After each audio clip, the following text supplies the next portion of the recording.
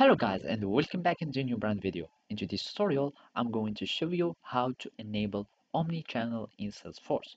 So make sure to watch the video to the end and follow these simple steps.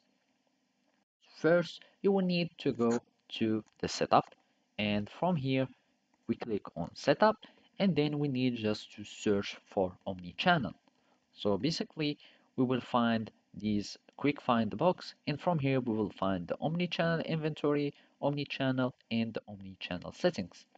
So basically, from here you will need just to click to enable the omni-channel, and from there you can start enabling all the other features of omni-channel. So basically, either you can enable the scales based and direct to agent routing if you want to start routing the agents, or routing directly to an agent based on agent scales, enable secondary routing priority, and as you can see, you can start use fields value to determine the routing priority of work and the items within and across queue.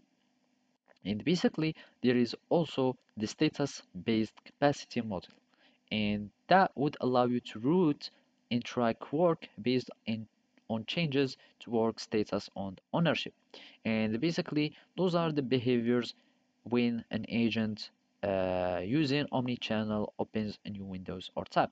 So either you can automatically log the agent into the omnichannel in the new window, or warn agent in a pop-up.